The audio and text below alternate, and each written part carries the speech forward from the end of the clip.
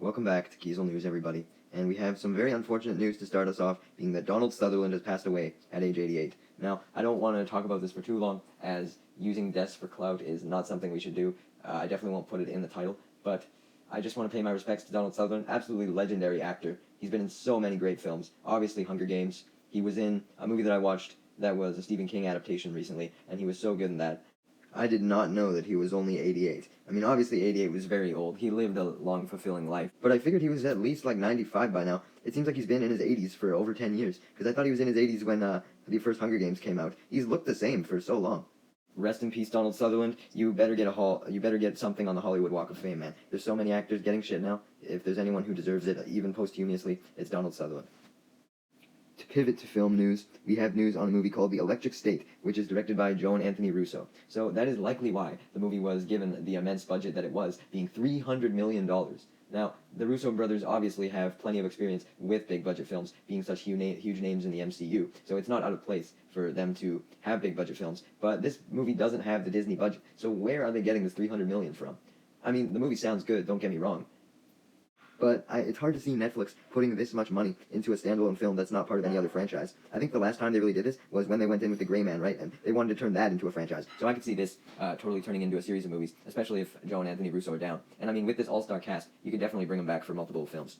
I mean, you got Millie Bobby Brown, Chris Pratt, Ke Huy Quan, Giancarlo Esposito, Anthony Mackie, and Brian Cox. Like, holy shit, that is stacked. Also, Giancarlo and Anthony working together again after Captain America Brave New World. Hey, Chris Pratt's in Marvel too. There's a lot of Marvel people.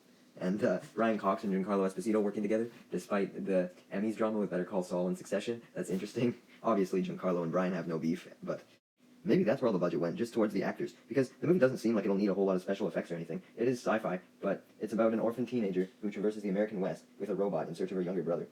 So there is robots involved, so obviously you have the CGI there. But I don't think this is going to be a huge-scale robot war movie or anything. This isn't the only project that Netflix is putting a lot into. They are now expanding into snacks, making their own popcorn. Now, this, I think, actually has a bit more of an impact than you might expect at first glance. Like, it may just look like, oh, Netflix is making popcorn. Wow, that's totally not news. But what's one of the main reasons that people still go to movie theaters? It's to get the movie theater popcorn. So if Netflix can somehow replicate the movie theater popcorn magic that it somehow has, I mean, I don't know how this happens, but you know how popcorn at a movie theater is just infinitely better than any other popcorn? Well, if they can replicate it, then you can just have that experience at home and have yet another reason to just watch all the movies on streaming services.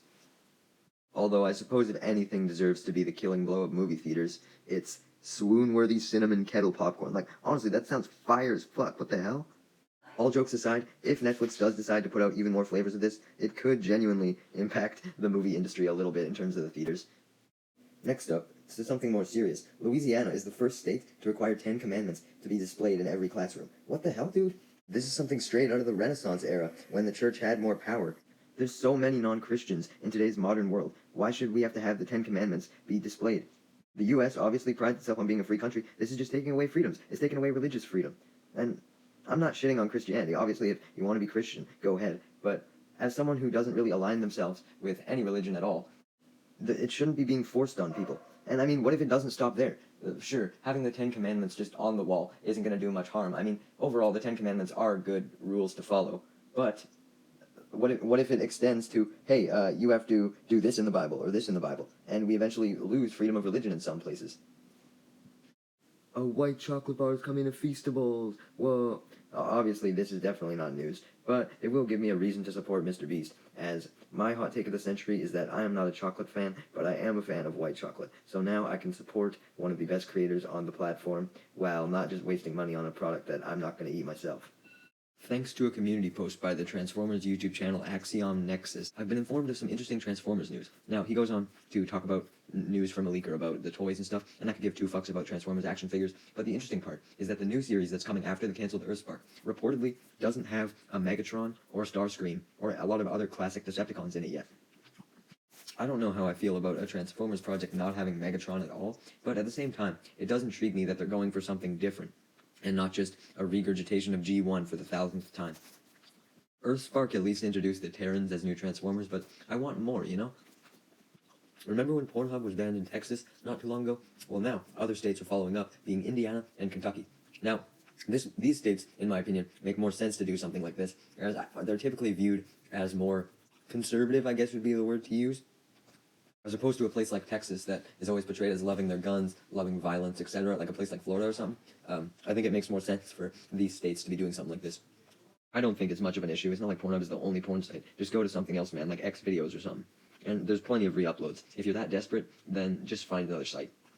Potential literal world-shattering news here. North Korea and Russia have signed a partnership that includes support if either country is attacked. So that could mean that North Korea is going to get involved in the Ukraine-Russian war. Which, great, that's just what we need.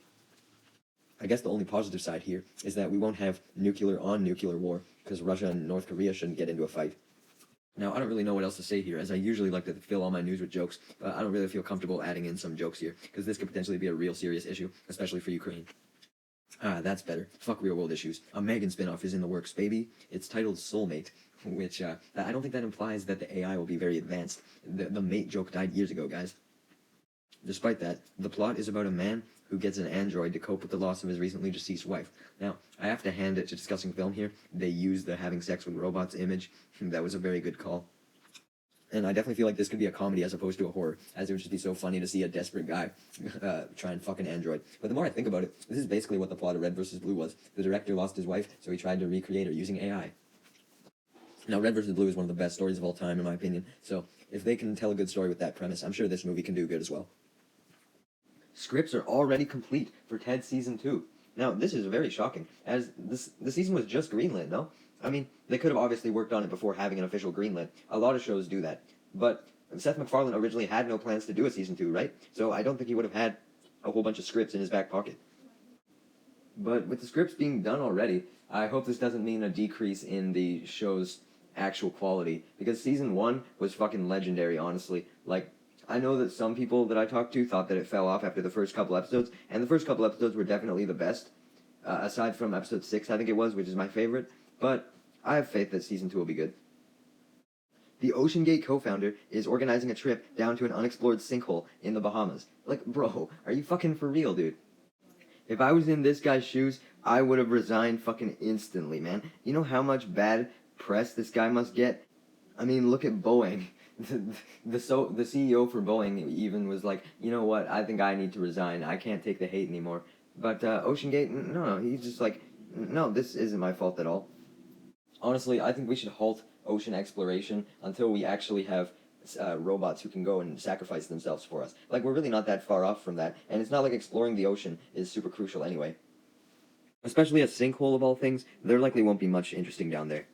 Now we end today with the most absolute crucial news of all time, being that a streamer left his girlfriend even after she got his name tattooed on him. Now, this would obviously be okay otherwise, because Sigma males, they can do whatever they want to women, man. Fuck them. If they want to leave, then they can. But this guy is a goddamn League of Legends player. The fact that he thinks he has any right to dump a girl is insane. You should be happy if fucking Ice Spice came up to you, even though her music's shit, and was like, hey, wanna go on a date? You should be happy if fucking Tammy from 1,000 Pound Sisters came up to you. You're a League of Legends player. You're the lowest on the totem pole, bro. And you decide to pull this shit? Are you serious?